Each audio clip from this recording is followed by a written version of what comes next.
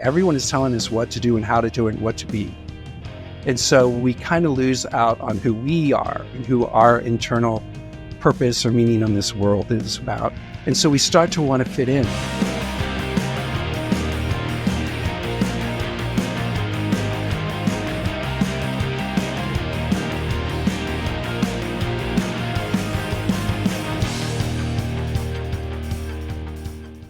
Hey, before we jump into today's episode, let's address a game changer for you. The business owners out there struggling to get noticed.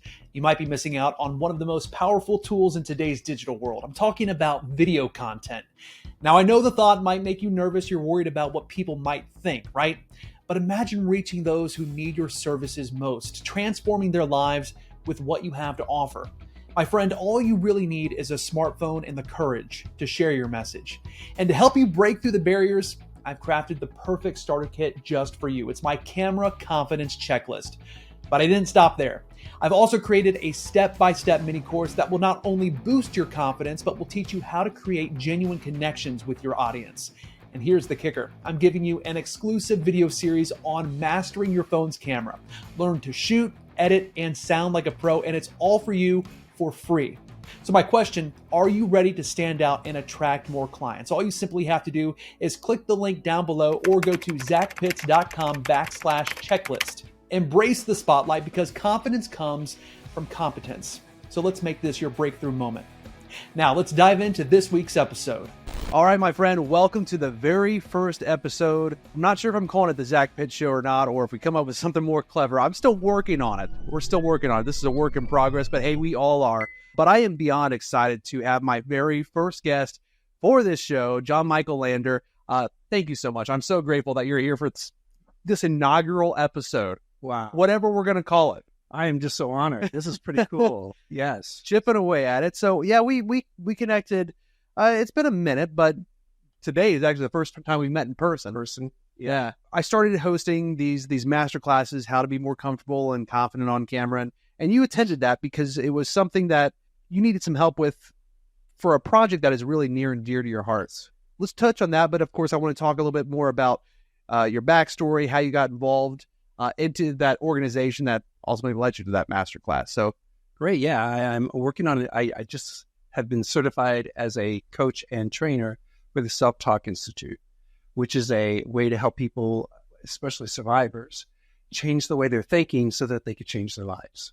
And as survivors, people make up their own lies about what happened to try to understand what was going on in the time. And so we create these false lies, these stories for ourselves so that we can get through the day. And by finding this out and really looking at it, you can start tearing those things back and start realizing that you have been lying to yourself, basically.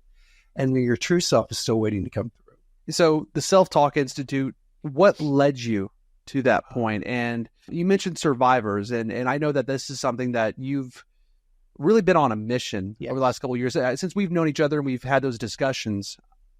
So tell us how you got involved in that. I'm a former Olympic diving contender, and at 14 years old, the adults that were entrusted in my training groomed and silenced me and trafficked me through sex abuse. So I spent my whole high school years trying to get to the Olympics, but at the same time being trafficked by these professional men. And so I kept that as a secret because I didn't know what to do with it, didn't know how to explain it, and kept it really hidden for a long time. And it wasn't until I was just teaching down the street from here at Stivers that a student came up and spoke to me about some situation that he was in. And as I was speaking to the 16-year-old, I realized, oh my God, that's me. And that's when everything like Pandora's box opened up and I started to figure out, oh my God, I need help because I had silenced this for so long that it became very detrimental. And I tried to do therapy, but some of the people that were part of the trafficking were therapists and medical people. And so I was like, oh my God, I can't deal with this. I did do therapy occasionally, but it never worked out for me until I did meet one woman. And she really thought outside the box, so to speak. And she started challenging me. And that was the first time I ever saw any movement forward. But she retired, of course. And then I was standing there, oh God, here I am again, all by myself trying to figure this out. And then a friend of mine gave me a book from Dr. Shad Helmstetter. I read the book and then I said, I got to find these people. And that was the first time I started seeing my journey change for the good. So when you talk about your time when you were an Olympic diver. I never made the Olympics, Zach. It was my dream, It but was your I dream. never made it. Okay, so that's your training, but so Right, yes. these were coaches. Coaches, doctors, lawyers, judges. One of them was a prominent doctor at Ohio State, and he became my main doctor. Anytime I had any problems, I would have to drive all the way up to Columbus to have my ears checked or something like that. From what I understand, I was the youngest person involved in this group at the time because I was still in high school. They were usually looking at college guys. And usually this group of professionals, And a lot of this came out a few years ago. it's still coming out. Yeah. Yeah. It's still starting to come out. And what is the name of the Ohio State doctor? Dr. Strauss. Dr. Strauss. I couldn't remember it. And I do remember when I was a reporter, I think when I was in Lima, that's where I was working at the time. It was my first reporter job. I remember when some of that started coming undone. And I remember being this young reporter. I'm like, I don't know how to cover this, but imagine living, and being involved in that. Now, did you have a lot of people that you were on the team with, or other people? Yes. I was brought up to Ohio State to practice with the team here, up there, I guess you'd say. And the other divers would talk about it, and they would joke about what happened. And they would say, "Have you met the doctor yet?" And I said, "No, though, you'll get to meet him." And it was just about this joking thing about it. And yet the coaches knew. This is what we get so confused about, because some of these athletes went to the coaches. And, there's a politician in office right now that was an assistant wrestling coach who knew, but will deny it to this day that he had no idea what was going on. And it was one of those things that everyone talked about it behind, in practice or whatever, but they kept it, how would you say, kind of like as a joke, because we didn't know what to do with it. Instead of facing and not wanting to be embarrassed and come out, it was more of a joke sort of deal, where that's how you coped with it. Yeah, because the guys at Ohio State at the time had to go through to get approved for the week to compete. This doctor could keep them from competing. He was over 14 varsity teams at Ohio State. So everyone went in there. The football players, the basketball players, the wrestlers, the gymnasts, all had to go through this doctor to get approved to compete for that week. And if they weren't able to compete, that could affect their scholarship. So everything was done by a power situation, which is what I call the predatory grooming trifecta. Yeah. It's where a person will groom the institution first, like Strauss did, and then get their support and their security around them. And he was a fine doctor. There's nothing questioning about that. But then they would also then groom the guardians or the parents. And he just like Dr. Nasser did with the U.S. Gymnastics, would abuse the people in his office with the parents right in the room with them. But would use medical terms and say, "Hey, I'm doing this because I need to manipulate this and I have to touch here." And da-da-da. So everyone thought it was okay. And so that was a part of the whole gamut. And then finally, they will groom the child. So it's like this 3 layers before they ever get to the child. And if they can't get to the child after these 2 protecting them, the institution and the parents, they won't go with that child. They'll go somewhere else. That's what keeps them going for so many years. So it's all about building trust. Yeah. And working its way down. Exactly. And you found that this is still happening. Oh, it's happening everywhere. I look at Nickelodeon just recently. All the stories that are coming out of there, You Drake said Nickelodeon? Bell, Nickelodeon. Oh, I didn't. Drake Bell. No, I didn't know Ariana this. Grande. There's a whole documentary that's just being aired in the last 2 nights, I believe. What's it called? Oh, you asked me. On the set, I think. On the set. Okay. Something like that. I'll have to look it up. It's disturbing. It really is. And it's done completely out in front of everyone. That's what was so crazy about it. And then you start questioning, is this the child's desire to be a famous actress, or is this the parents? Because the parents are covering up just as much as everybody else is. It's really weird. There's a whole thing where, they do all this stuff with feet. They do all these scenes where they have to use their feet and stuff, and nobody questioned that. This is on that documentary? Yeah. Wow. And there's one where it really disturbed me is seeing Ariana Grande. She's lying on the floor, just, resting in between takes. And this guy, who is the main man, comes over with a camera, and she sits up automatically as quickly as she can. She drapes her hair and covers up her chest, and she covers her whole body up. And it's just like, well, wait a minute. And as he's talking to her, he starts zooming in on her chest. And this is okay. That's what I don't understand. That's why I'm just pretty riveted right now about that. Yeah. I can't believe that. Well, I mean, I was going to say Nickelodeon kid, but I mean, that's what I grew up on, right? It really is mind boggling. So, but I want to go back to what you were talking about. You know, you were talking when you were at Stivers. Correct. Okay. So you got to know someone, and you found out it's very clear that this is happening every day. But that was that moment where you said, I can do something about this. Well, I tried to do something about it. I reported it because, you know, teachers have to report. And I was informed at that time that there was nothing that could be done because his mother and his grandmother knew about this and they were supportive of it and that he had a history of this. That's what they told me.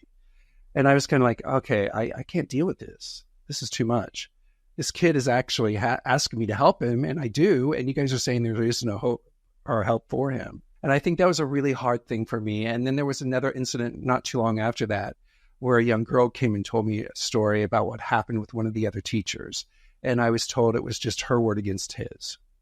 And that's when I resigned because I didn't see any movement forward. And then 5 years later, there was a lawsuit against the guy.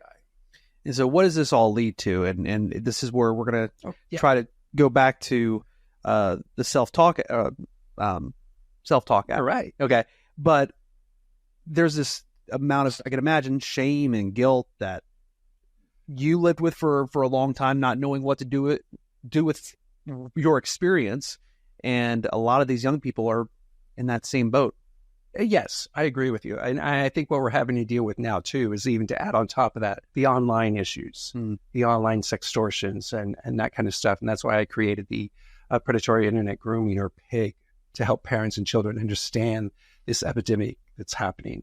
And it's still constantly going on. And we see it every day, you know, and things are starting to pop up even more. Nickelodeon thing just came out the other day, and I was like, I didn't even know anything about this. I mean, I heard whispers, because I was an actor out in LA for a while, but we just like blew it off, of course. But the thing I think also is really important to understand is that men who have been abused as children or teens are taught not to talk about it.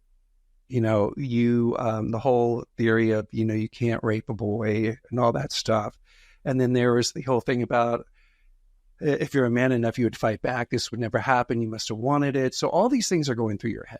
You can't understand or grasp it because, you know, like the male's mind is not really mature until mid-20s to late 30s, you know, to the 30s. And so we're still trying to figure out what everything means and what does it say. But we're so impacted by our society and what society is telling us. You know, toxic masculinity is right there in our face every day. We have to be strong. We can't cry. We can't do this. We can't tell someone that someone touched us because then it reflects back on us. So I think that's where my struggle was, because I was in that, you know, before internet and all that stuff was happening is when I went through this. And it was really intense because I didn't know who to talk to. You know, who do you speak to? Who do you say anything to? Do you think it is more difficult today for someone to get help in it, or because we live in the social media age where, especially young people, they are living in this constant state of judgment. Oh, constant. People live on Instagram. If you're not this on Instagram, you're not anything. Do you feel like it is difficult for young people, especially today, to come forward with any of these? I think a lot something like this happen. Yeah, I think a lot of it has to do with shame. Yeah. You know, we're taught shame, and that's one of the things that the self-talk talks about a lot. Is that when we are born, we are actually groomed by the people around us. You know, by our parents, by our teachers, by our brothers and sisters, relatives. Religious figures, our society, everyone is telling us what to do and how to do it and what to be. And so we kind of lose out on who we are and who our internal purpose or meaning on this world is about. And so we start to want to fit in because that's part of society. Human is to want to be along, be a part of a tribe.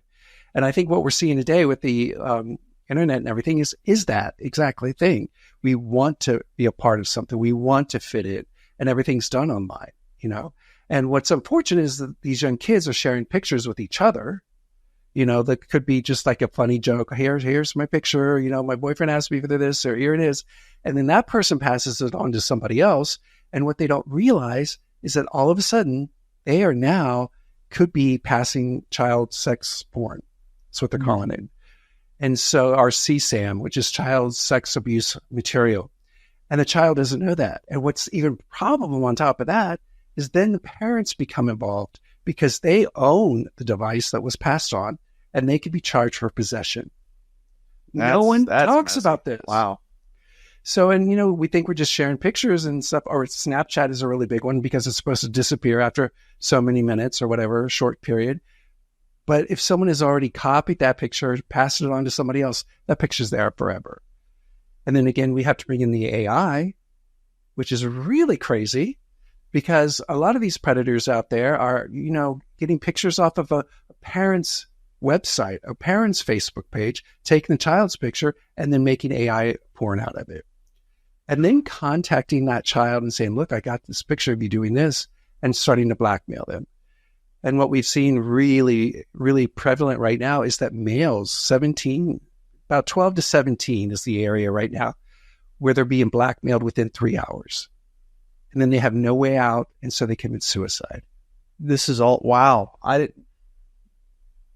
For sure just left me speechless just because, and yet this is getting worse. Yeah. Because they're ahead of us. These guys in the black market, or I shouldn't say guys because it could be anybody that we don't know, is that they are passing around on the black market ways to get money by, sextorting these children. And we're like 3 steps behind constantly. And I was talking to the New Jersey Coalition and against human trafficking this morning about this whole topic. And what was really interesting that popped in my head, this is nothing different than like an entrepreneur or direct marketing. Yeah. These predators are reaching out to hundreds of people, and then they get maybe 20. It's a numbers game at that point. It's a total numbers game. And, one of the things I warn people about is all the talk now is about all the vulnerabilities of these kids. Well, we're all vulnerable. Mm-hmm. And I think using the word vulnerability can cause a distance, like if you're talking to a parent, if I'm talking to you, hey, Zach, your child might be vulnerable. And you're like, oh, my child's not vulnerable. You're not going to want to listen any further because that's not your child, And we have seen football players, high school football players who are popular, who have ended up committing suicide because of this act, because they thought they were talking to a girl. Then they find out, the little moments of grooming and flirting and all that stuff, they send pictures. And then as soon as they send that picture, they turn around and start blackmailing these guys. And they have nowhere else to go. Where are they going to find $1,000 in 20 minutes, So they start to encourage them, well, you might as well just kill yourself. And these guys feel like there's nothing they can do. Boom, gone. I have no clue that it was that bad. It's crazy. Oh my. So with what you've been working on, and you've made this really your life's mission right now, right? To curb some of that. And like you said, there are 3 steps ahead of you at that point. You're just trying to catch up. What measures are being put in place now to try and do something? Well, NCOSI and the National Coalition Against Human Trafficking are really pushing to ban porn hubs in certain states. Texas just agreed to do that, which is kind of crazy. I mean, of all places, I didn't think Texas would do that. But yeah, and so they're really pushing for that. There's other things like with the New Jersey Coalition that I'm working with right now. We're going to be doing a presentation next Tuesday about how to help parents start that communication and to understand that you just don't have to talk once. This is something that you have to build a relationship with your child so that they can feel safe to come to you or not ashamed to come to you to tell you, hey, I did this. Okay, what do we do now? What can we do now? And it's all about that communication and trying to talk about it so that shame becomes less. Because I think our society is so shameful and put shame on everybody. Our TV shows, everything is about shame, I was just watching Spartacus the other day and I was like, oh my God, do you see how much shame is in here? And they're killing each other all the time. But yeah, and so it's about making a positive change in your thinking process. And that's where self-talk can come into. Yeah, I want to dive into that because when you let, any thought marinate for a long period of time, it becomes a virus. And, all we are at the end of the day are habits, right? That's all we are a form of habits, and a negative thought pattern over and over and over again. That's what leads to those self-destructive behaviors, suicide, as you mentioned. So the self-talk app aims to flip that around, right, to start planting those new seeds of more positive thought, more positive self-talk. Exactly. It's like, the neural pathways in our brains are developed by something that's constantly repeated to us. So if you say, like, you were growing up and someone said, hey, Zach, you can't play baseball. You're so clumsy. And we joke about it at that time, and maybe you had fallen or something. And so you start to hear that, and how you interpret that is how you start to process it in your head. So then you create a filing cabinet, basically. Mm-hmm. And here's my, I'm clumsy file. So if there's anybody that says anything about that clumsiness, it goes into that file. It creates that stronger pathway in your brain. It just makes that belief even stronger. Exactly. And it makes it true. Supports it. And it makes it true to you, which in actuality, you may not be clumsy at all. You may have had a bad day, earache or something, and you fell over, whatever. But it's not the truth. But because someone made a joke about it, we take that in and said, oh, maybe they're right. Because we want to belong, so we want to be a part of the group, so we believe them. And if a parent tells you something like that, that's even bigger, because the parent is that sole person in your life. And so we start to figure this out, and we start to build these lies, these stories up, and they start to take over. So if you hear it enough times, it becomes strong. And if you hear something positive only a few times, it's not as strong. So our mind won't go there. And we start to believe what is the strongest in our mind. It's also like if you had a field and you walk across the field because you had a thought, I'll just cross it. The path that you just left behind is not that bad. But if you keep going back and forth over that same path, it starts to create a dirt. Right. Path. And that becomes strong, and that becomes what it is. And so as we grow, that field is going to look like all these like lines going through it because of all these pathways that we've created. And so what the self-talk app does is they put it in. They really teach you about using it in the background. So if we were sitting here and we were like just talking, we'd have it play in the background really softly, and not to the point we even notice it, but it's there. It's like learning a new language. When we were in the crib, we learned our native language by listening to everybody around us. Mm-hmm. So we absorb it like a sponge. And so that's how that works. And that's how it starts to change and create how we speak. So if we hear this, and we are subconsciously picking it up, it's making new pathways in your brain so that you can start thinking, oh, and then what's really interesting is you start to have a battle because the old thoughts are not wanting to go away. So it becomes like, which one do I listen to? But it starts to become recognizable, and you start to understand it. And then you make the choice. It's all about coming back and having your power and making your choice. Yeah. A lot of times in the self-help world, you'll hear that it's almost like a thermostat. Oh, yeah.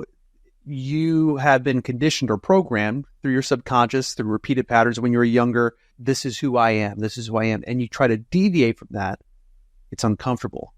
Right. But for any real change to happen, there has to be uncomfortability. If that has to happen. Right. It is just part of the process. I mean, you think about going to the gym, right? If you're going to be working out, it doesn't feel great right after you've just been doing bench presses all day long. You're going to be sore. But that's the same way of how your mind is malleable. You can change it.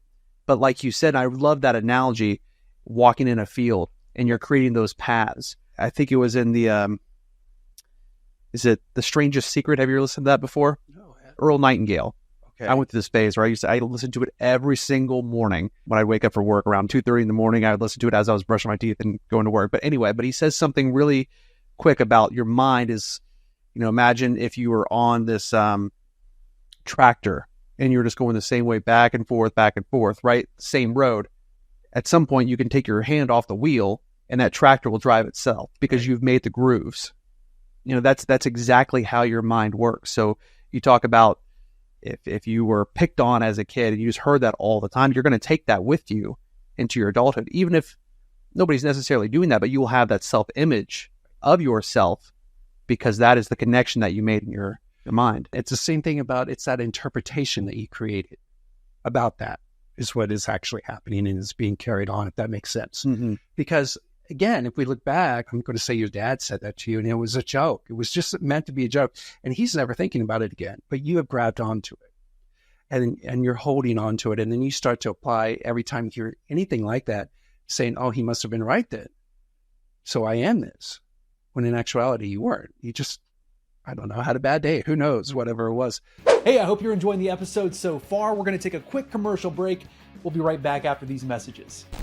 Look, I get it. You're a high-performing, successful executive or professional, yet you're dealing with a mind that's in chaos every day. Fear, worry, anxiety, stress, or maybe even catastrophizing over things that may or may not happen in the future. And this racing mind is keeping you from functioning at your peak during the day or sleeping well at night, and you're leaving everything on the table every month. I'm Coach Mike Basvick. I'm the founder and creator of the Anxiety Free Executive Program, and every day of my life I spend it helping executives like you retrain, recondition their mind, bringing it to peak performance, the zone, in the flow state every single day, while eliminating all of the patterns of worry, stress, anxiety, pressure, the things that are keeping you living in this hell every day. And here's what I have for you. I recently did a workshop, 5 days, 1 hour a day, virtual, and I'm making the recordings available to you. Why? Because I want to help you, because I don't want to see anybody in this world suffer, especially people like you that need to make a difference in this world. So I'm making these recordings available to you for free. All you have to do is click the button below, register, and they'll be in your inbox before you know it. And in these recordings, I'm going to teach you what the mind is, how the mind works, and how to bring your mind to peak efficiency, calm, clarity, creativity, passion, motivation, drive. You're going to feel better than you've ever felt, but you can never perform at your best until you get a mind that's working in conjunction, in harmony with the outcomes that you want in your life. And this 5-day workshop is going to give it to you. So click the button below, enjoy the recordings. I'll see you there. Anyone who knows me knows that I love music, whether I'm shopping for my favorite artists all the way down to local bands. I come to one place, especially for all my vinyl, and that's Omega Music. And Alex, it's because you guys simply just know what you're doing. Yeah, we've been around since 1983, family owned and operated here in the land of funk, Dayton, Ohio. We're now offering free shipping on all orders, $50 or more. All orders are packed meticulously with whiplash mailers. When you order from Omega Music, you can trust it's with care and with also people who love music. There you go. And if you want to go ahead and start getting your vinyl on, there's a link down below. Go to omegamusicdayton.com. Again, just click that link down below. Would you like to promote your business on the show? We'd love to share your message so that you can make your impact on the world. To learn more, click the link down below or go to zachpitts.com/advertise. Now back to the show. And the other thing that's really unique about the self-talk, which is different than a lot of therapy, is that each person is different. You know, you and I could have experienced the same exact event, traumatic event, a car accident or something. We could have been in the car next to each other and had gone through this experience. And then our interpretation of that is going to be different. One, what viewpoint we were from. Even though we were sitting next to each other, we saw it in different ways. And that's why so many, police ask so many people who are witnesses, what did you see? To try to get a story. Because it's different for everyone. And the healing process is different for everyone. There is not one cookie cutter way to get through this. But what works for you wouldn't work for me. And we were in the same car. That makes sense. So what's really cool about the self-talk is that they actually, if you get working with a coach, they will find out what is your issue, what's your story, how you saw it, and then build around that so that you can move forward. And the other thing that's really great about it is they could take, I'm using you again, Zach, you right now. Say you had this horrible experience when you were 14. You've lived your life so far and you've never dealt with it. And you start to have moments of something's not right, whatever. They won't worry about that event back there right now. Because one, you're not worried about it because you don't even acknowledge it yet. They'll take you from where you are right now and start talking to you and finding out how you form your sentences, how you form your thoughts. And if there are any negative thoughts there, they will say, hey, look at this, And there is a saying that 1,480 people, wait, let me start this again. 148,000 times, wow. Okay. 148,000 times we have been told no, or that we can't do something before the age of 18. And that's in a normal household. That's kind of positive. We're told that many times. And then 77% of our thoughts are negative for a healthy person. So if you've gone through some kind of experience, you're carrying that with you. And so what we're trying to do and what the self-talk does is work with you to help you discover yourself. What was the problem? How am I seeing myself? How do I change this? And what works for you would be different than what works for me. Awareness is everything. And actually acknowledging it. And then by the time that you're going through this, you will start realizing that back here, what you had buried had happened. And then you could heal that as long. But that's only whenever you're ready. Some people don't even talk about the past. And as we come full circle, obviously what led you was your experiences that you had with the doctors, the coaches. And right. You were bearing it. And you can wholeheartedly say that you were carrying on your life to where things are great, but there was always this tug on you. Mm-hmm. And you couldn't put a finger on it? Or did you know what it was? No, I didn't. I really didn't. I mean, I think there's a part of me that knew. I think our brains are so magnificent that it will actually create blind spots for you. Mm-hmm. So you don't have to deal with it just so that you can get through the day. I think I did a lot of that. I did a lot of disassociating with myself to push it way over there. I found ways to deal with it, to get through any type of experience. But the thing that's really odd about triggers and stuff like that, they can happen anytime, anywhere. You could be, I don't know, on a bus and someone has a perfume or a cologne that your abuser wore. One of mine is the smell of chlorine because I was a diver. And sometimes walking into a pool, I'll just go, oh. And there's cycles. It goes in cycles. And I don't think people are really aware of that. There are days that you're great and happy and everything's at the top, but then it starts to go down. And it could be anything could set it off. And what we're trying to do is learn how to respond to things instead of reacting to them. With using the self-talk, is it something that you use daily to continue to condition your mind? Because as we were talking about earlier, your mind is malleable. Just like going to the gym, it's taking your mind to the gym every single day. Exactly. It's exactly what you did every morning at 2:30. 2:30 in the morning. You were listening to whatever was playing. You were doing self-talk in a way. Mm-hmm. You were conditioning your mind and listening to what this person was saying, and you start creating pathways in your brain. And if you do it consistently enough, it can change the way you think. And the thing that's really, really cool about it all is there's discoveries now that the brain does not stop growing until we actually die. Interesting. You know? And that's the thing developing. What's interesting though, so many people think that the learning stops as soon as they get that degree, right? They graduate high school, graduate college, I'm done, go to work.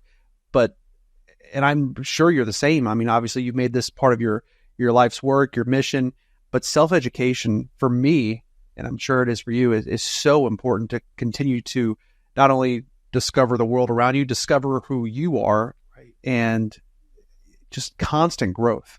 Because when you're constantly growing yourself, there's so much more you can give to others. And like, for what you're doing, learn about yourself. You had to go through that heartache, that pain, and you had to go on that journey so that you can now help other people who are experiencing it now.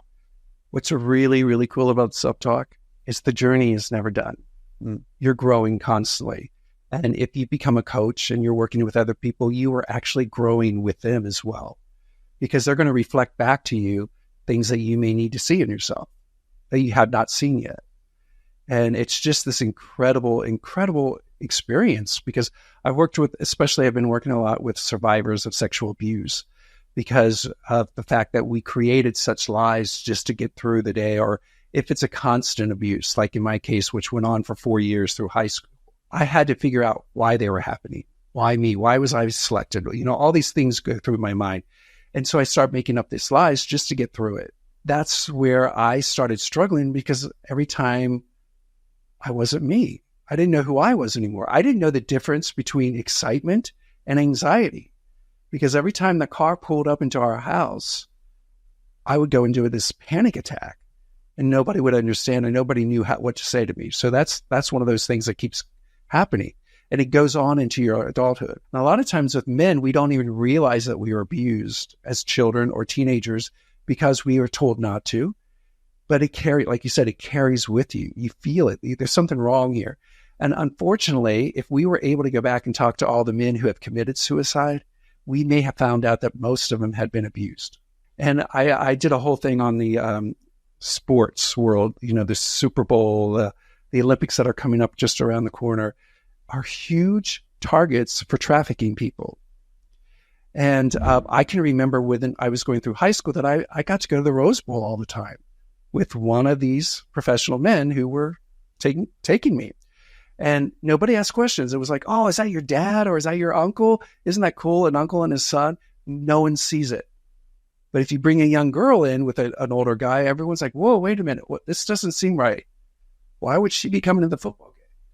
She could be a huge fan. But just by observation and what people see. And so nobody really looks at guys. And that's why it's been going on for so long. And it's been going on for so many years. And it will continue until we stand up and say, wait a minute. That's why, Ohio State's situation happened. The U.S. gymnastics happened for so long because no one wants to ask them. Nobody wants to confront them. Nobody wants to ask the tough questions. Right. And if you are an athlete, there are 5 other people right behind you that could take your place. You know what I mean? So you don't want to lose that opportunity to get a scholarship, to go to the Olympics, to represent your country at a competition. That is the hugest thing. And I got to do that several times and win gold medals at those meets. And it's just amazing. But then you start to normalize it. As an athlete, you think, oh, this is what it's supposed to be. This is what happens. Every elite athlete goes through this. So we normalize it so that we can get through that day. And when we normalize it, we lessen it. And so it's not a big deal. What's going on today? I mean, if we watch it, Nickelodeon, again, what happened there? Were the parents more interested in their child being a star, or was the child interested? And if the child was, why didn't they do something about it? I mean, there was a guy on there, a dictation coach, I guess, who abused, what was this? Drake Bell. Okay. Yep. One of my favorite. I love, what was it? Drake and Josh. I think that's what it was. Drake and Josh. I used to watch it all the time. But he abused this boy. Well, and now that I think about that, hasn't he been in the news? And so it probably has a lot of internal conflict. Exactly. From He's that. a prime example of what can happen. See, and I didn't know that. See, I only saw the front end of the effect, if you will. But he's more than likely been carrying that with him for a really long time. And I had to share this. Imploding, yeah. This guy, this coach that they had on the show, would have the kids come over to his house. And he had a painting of Gacy, the clown. And he showed it to everybody because he was so proud of it, because on the back, Gacy signed it to him. He became a pen pal with this man while he was in jail before before they That gives executed you him. the heebie-jeebies. No one said anything. Wow. Parents saw it. Nobody thought anything of it. Nobody said anything. Man, did you ever see, I can't remember the exact name of it, something Neverland. It was the Michael Jackson one. It was the HBO one. Yes. And I just gave myself goosebumps remembering that, because that's one of those ones there's some things you can't watch twice. That's one of those I can't watch twice. Everything that you've mentioned, one of the gentlemen in there, his wife talked about it. It's like there was just something wrong with him, and he couldn't put a finger on it, and he couldn't describe what it was, but there was something internal, and it's a very similar thing. And again, parents were dropping their kids off at this Neverland Ranch or whatever, but it's okay. It's okay. It's Michael Jackson. Yeah. It's okay. He wouldn't do that. He loves you. Mm-hmm. I mean, if you go back and can read some of the testimonies and stuff like Corey Haim talk about it, and how his parents thought that, it's just the way Michael is. That's who he is. He loves you. He wants to take care of you. He wants to protect you. So the kid thinks, oh, then I must be wrong, and so we just change our ideas, because who else would tell us the truth? Mom's going to tell us the truth. I remember I finally did try to tell my mom one night, and I said, I don't want to go. And she says, well, what do you mean? I said, I just don't want, but he came all the way out of here. You have to go. This is rude. You're being very rude. And I said, no. And I finally said, I'm going to tell her. So I told her, I said, he touches me. And she goes, well, what do you mean by that? And I said, down here. Mm-hmm. And she looked at me really funny. And I thought, oh, thank God this is over. She slapped me across the face. And she said, it's not nice to make up lies about people. This person is a prominent person in the community, and he's helping you out to go to diving and compete and everything, and he's helping the family. So you go and you have a nice time. And right then I knew it if my mom wasn't going to believe me, nobody would. So that's when I thought I'd never tell anybody. But I would always do indicators. And I think that a lot of people do that, and especially survivors, that if I could get an adult to talk to me, then I would tell. This is getting into the whole background of my story, is that a lawyer contacted my mother after I took 8th at the Junior Olympics, and he met with her over months, talking to her and telling her that how this group of men could help me go to the Olympics. And she believed him. And so she signed a contract with him. And it wasn't until after the contract was signed did he meet with me. And so he would take me out and talk with me and tell me how this could be a great way to get to where I need to go. There's no way I was going to go there with just my parents because they didn't have the pool. They didn't have the connections. I needed to have them. And so I thought, oh, okay, if mom says it's okay, then I must be okay. I signed a contract, but I was never allowed to talk about it. And so when it got to be my junior and senior year of high school, I was about ready to fall apart because this was happening, constantly since I was a freshman. I knew that I couldn't talk to my parents, so I would do things at school. I would wear the same clothes. I was one of those kids that always had to be impeccably dressed. If there was any dirt anywhere, I would change because I didn't want to look dirty. And so I would wear the same outfit for the whole week. No one asked me. Was that your way of just trying to get attention? Get attention in just the most subtle way? Exactly. And I think children want someone to hear them. But they just don't know how. Yeah, because you said it yourself. We don't know how to say it. We don't know how to put it in form of words so that you'll understand it. I mean, that still happens to me with my partner. If I'm going through a really bad time or if I've been triggered, I can't find the words to explain where I am at this moment. And it gets frustrating to me, gets frustrating to you, because then you can't help me.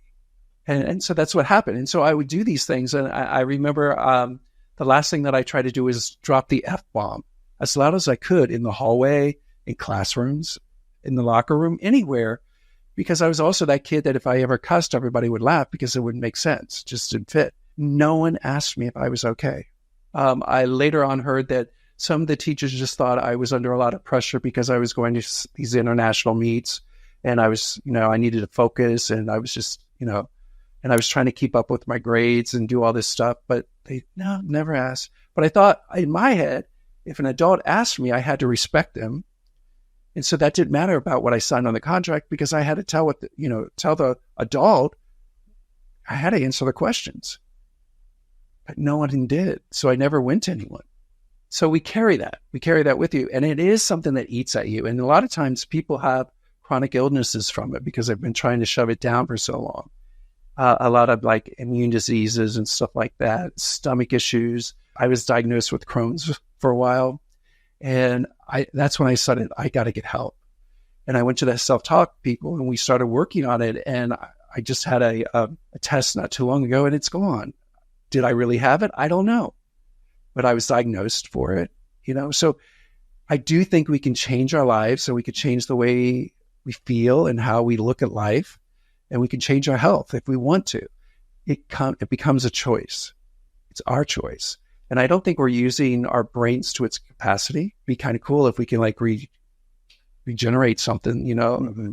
Wouldn't that be like, like the geckos can regrow their tail? Yeah. Why can't I regrow my whatever? Well, I tell you what, I've recently started reading a lot of Joe Dispenza material. Are you familiar? Yes. And I forget the first book. It was, the one I really loved was Breaking the Habit of Yourself. And then the one before that was Evolving Your Brain. But he talks about that, like how physically people have healed themselves by the way that they talk to themselves and visualize. And, the negative self-talk, beating the shit out of yourself constantly is not going to do anything for you. Correct. And that's what I'm sure that a lot of people who have walked a similar path as you have done to themselves. And that's what we all do. We're a human being. For me personally, I've struggled immensely with just feeling very inadequate. And, I've often thought like, maybe that's what led me on the path of what I did for a career, because it's like, that was my way of saying like, this is how I can get attention, or something like that. But, we all deal with that. And I think, and first off, I just want to say, thank you for sharing your story, because that takes a lot of guts, sharing something so personal but it also at the same time is the key. It's the key not only for yourself to where you can let that go because you confront something and that's the way you ultimately let something go. I've had to learn that the hard way. But there's someone out there who, whether they're watching, listening to this, that will hear your story. And that is just that little bit of the nudge to get them to speak up, take action, do something that can change their life and have that ripple effect. Right. And that's what you've been so focused on. And the self-talk app has that's why you're such a big cheerleader for that. So how can people get involved? It's as easy as just downloading the app, I'm sure, right? Yeah. You had the link. I think I sent you the link. We'll definitely put it below the video in the show notes of this episode, so people can check it out. But what can people expect? As soon as they click on it, download the app, what can they expect and the results that they could expect from it? There's some great things on it. First of all, it's free for 30 days. So you can check it out. If you don't like it, you just cancel it and go on your way. But it's one of these things where there's all these different types of sessions that can be on there. And one of the things, if you ever get a coach, one of the things we do is try to figure out where is your goal? What goal do you want to have in life? Because we all have goal about money and career and relationships and stuff like that. But you need to find out what is your inspirational goal opposed to your desperate goal, if that makes sense.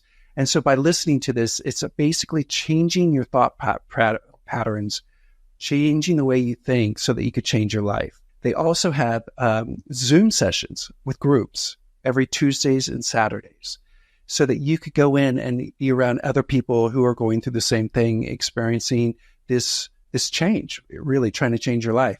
And you can talk and ask questions and they'll coach you right there in front of everybody. And then you go back and you work on it.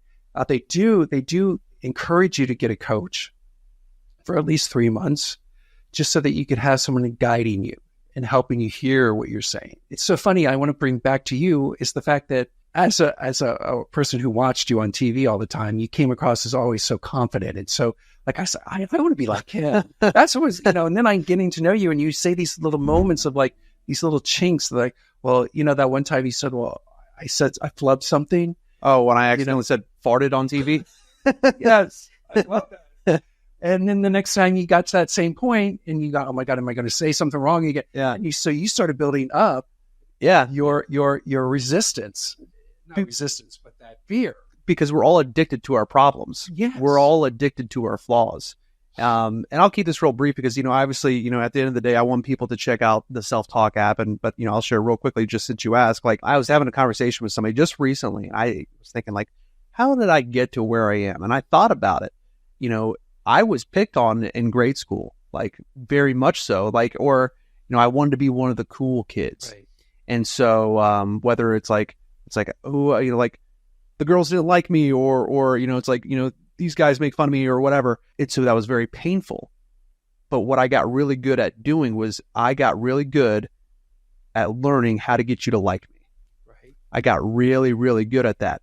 And so that is what I think ultimately led me to working on TV. And, I think that I was successful when I hosted a lifestyle talk show and people said like, oh, you made me feel really comfortable on that. Or you made me feel that I was really stressed out about that. You made that so easy for me or what have you.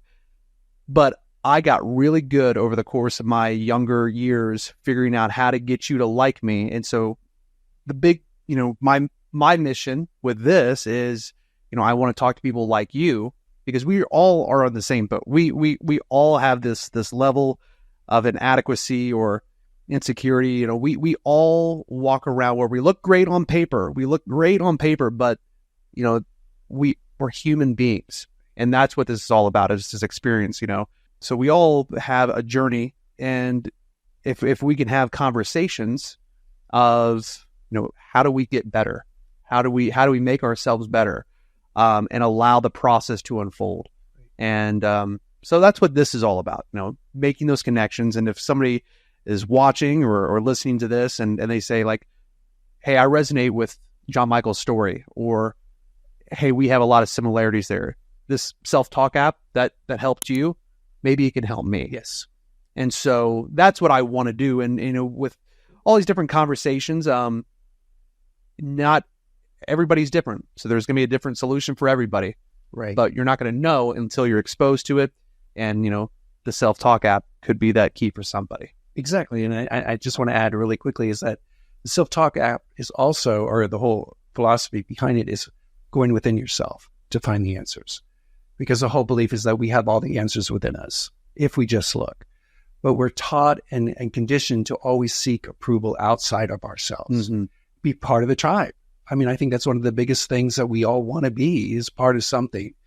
And yet it's kind of awkward and scary to go inside, because then you feel like you're alone. And when in actuality, you're not, you're being more true yourself so that you can be in a tribe.